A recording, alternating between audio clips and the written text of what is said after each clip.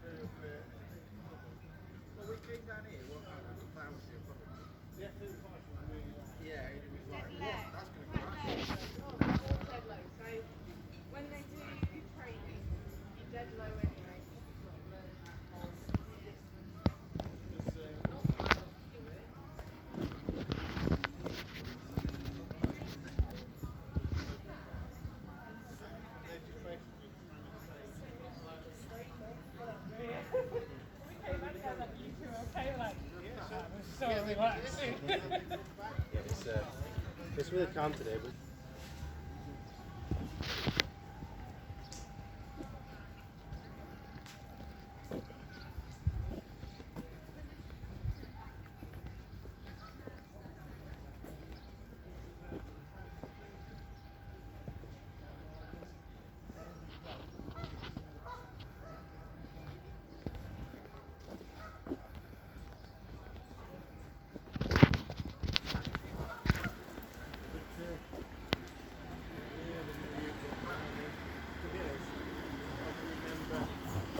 ทะเลสาบจ้ะคนก็บ่ค่อยหลายหรอกค่ะเพื่อน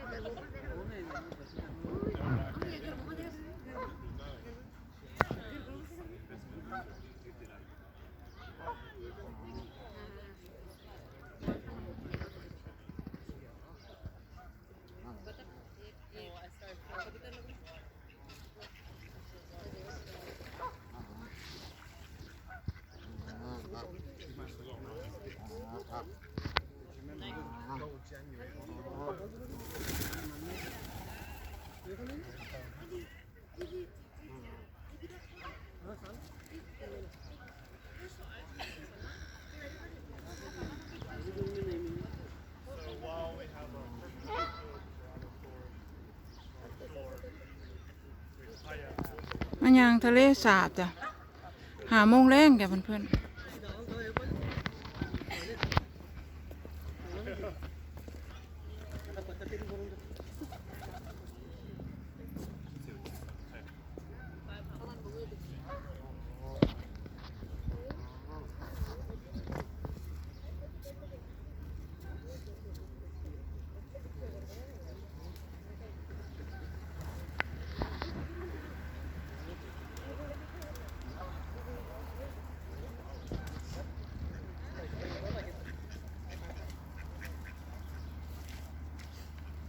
นกยืนให้ถ่ายรูปดี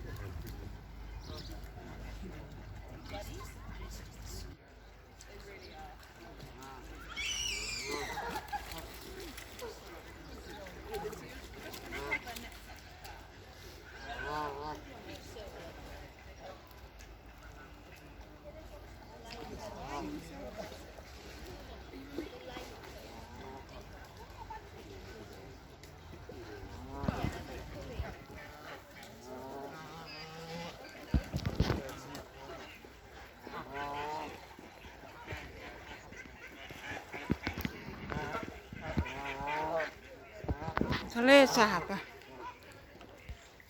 นกหลาย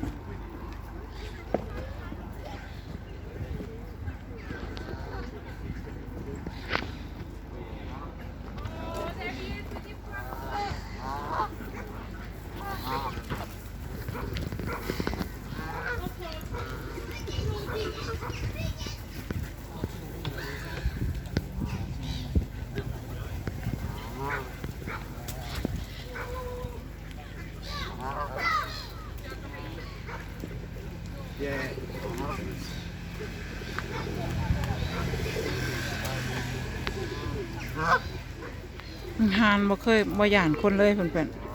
ๆให้อัดเบาๆเด้อเพราะว่ามีคนยางผ่าน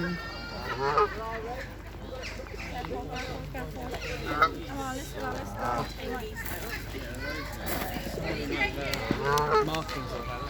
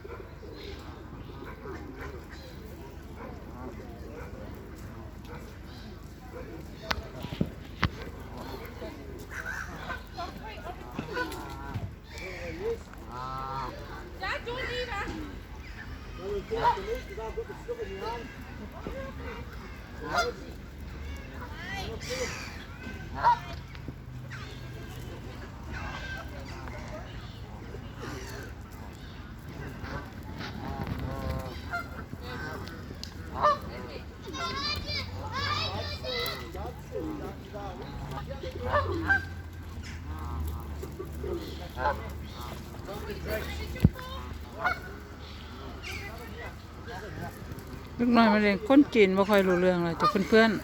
ๆคนจีนนะบ่หลายคนบ่หลายหรอกค่ะ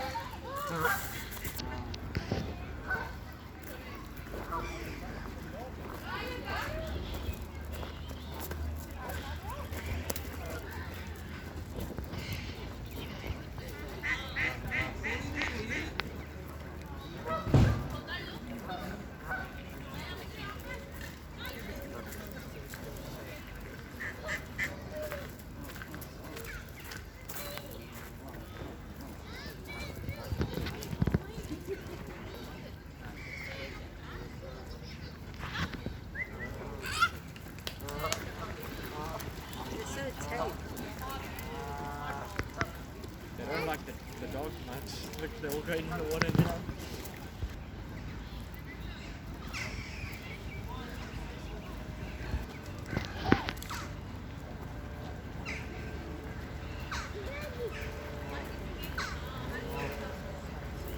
เห็นบ่เรือบ่มีคนเลยจ้ะเศรษฐกิจย่ำแย่นะเพื่อนๆบ่มีคน ถึงกี่เปิดเมืองใดก็คนมายำมายำ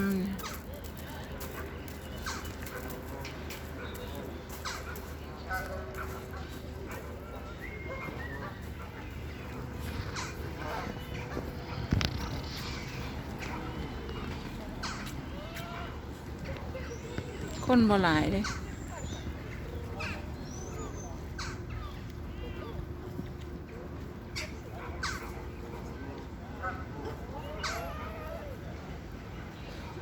เห็นบ่เพื่อนเรือสิขามไปฟังนู่น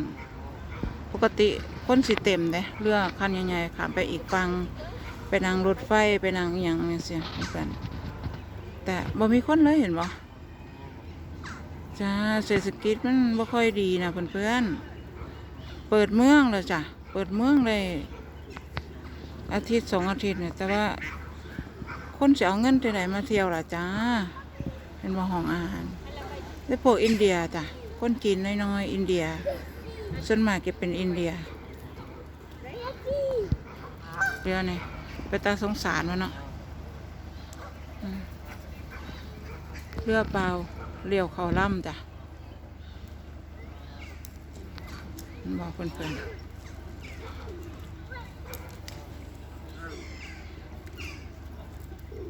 เศรษฐกิจว่าดีจ้ะคนมาย่อมมาเยี่ยมบ่มีหรอกจ้ะมองนี่น่ะแหล่งที่ทะเลสาบที่คนชอบมาเที่ยวหลายๆประเทศมาทั่วมาจูเซียสิคนสิหลายเด้เพื่อนๆไม่มีคนเลยเห็นปะเศรษฐกิจแย่ไปทั่วโลกแล้วจ้ะเพื่อนๆจ๋าต้องอดทนจ้ะไม่มีผู้ใดตัวผู้ใดดอกจ้ะ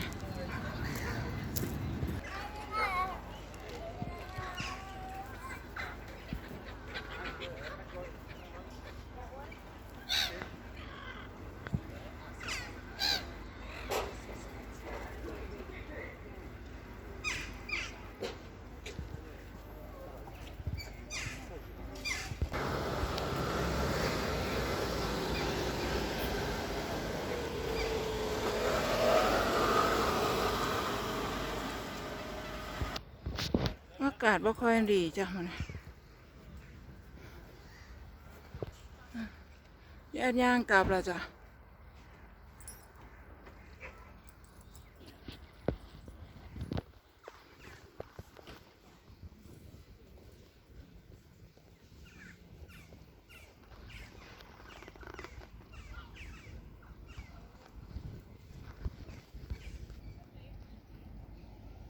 ทะเลสาบจ้ะมาทะเลสาบเนี่ยจ้ะ คนบ่หลายเห็นบ่ทุกเที่ยเนี่ยโอ้ยสิแน่นตึบเลย อันนี้ประมาณสิ5 โมงครึ่งจ้ะ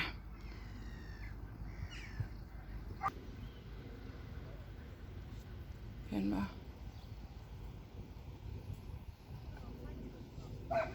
กลับเลยเด้อทีนี้บายบายเด้อเพื่อนๆบายบาย